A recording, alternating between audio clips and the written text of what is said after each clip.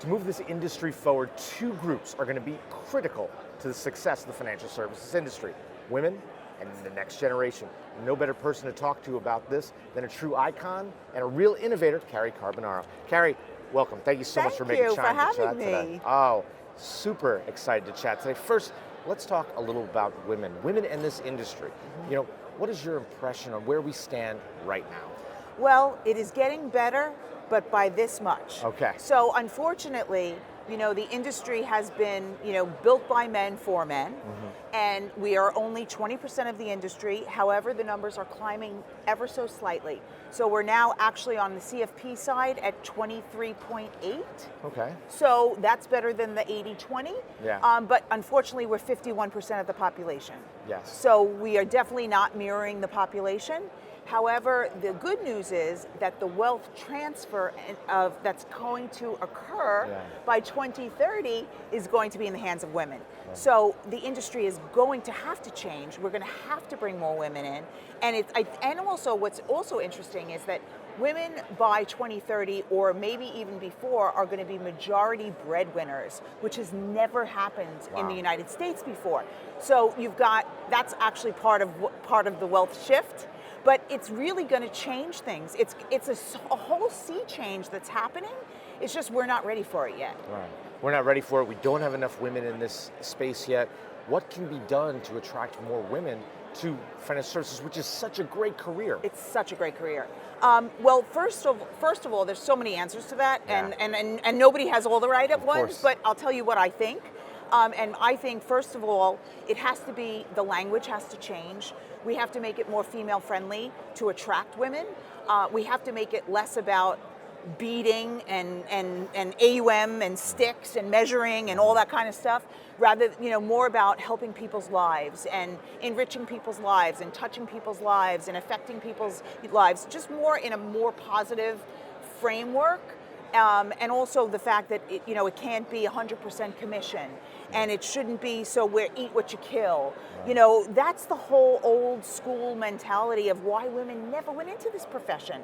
And so the fact is, if we can switch it and we can give different career paths. You could be on an advisor team. You could be head of financial planning. You could be head of client services. I mean, I keep calling them heads of everything, but you know what I mean. Right. There's all these different career paths that you don't have to be a rainmaking advisor if you don't want to be. There's still a million jobs. And I heard yesterday, this is an industry that's heading towards a tipping point in 5 years because of the fact that you have a lot of advisors, a lot of the male, pale, and stale that are going to be retiring in the next 5 years. And there's not enough women to take those seats. There's not enough next gen. I know next gen is another passion of yours, and we're just not attracting enough young advisors to this industry either. Yes, and so it's interesting. We did an incredible thing last year with the CFP board and the Girl Scouts. Do you know about that? I do not. Oh my God, it's so great. So we actually went to the National Conference of Girl Scouts, which was,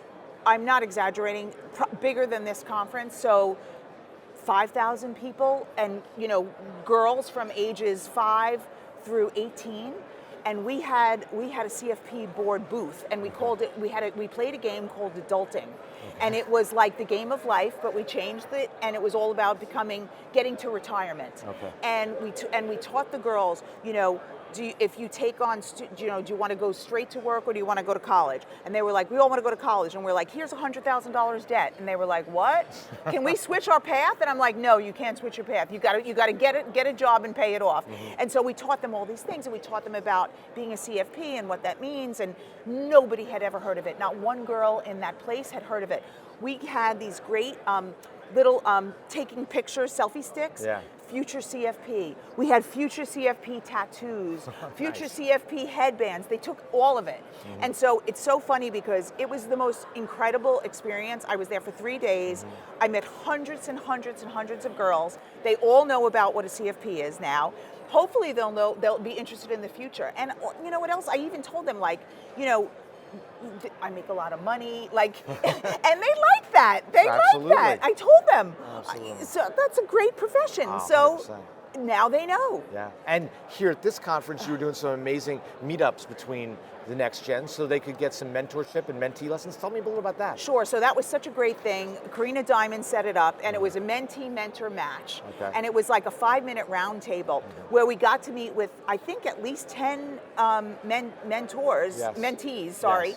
Yes. And some of them were doubled, so sometimes we had doubled up, so we didn't get just one-on-one, we got one-on-2 or one-on-3. But it was so great because they asked amazing questions, and all we did was get to pour our knowledge into them and tell them connect with us, stay in touch with us. I walked one person right down to a booth and got him set up for the CFP program because I said, you need your CFP. And he was like, I don't know if I could do it. I'm like, you have to do it. You do it online, do it on your own time, but you have to have it. It's just really important in this profession to have it.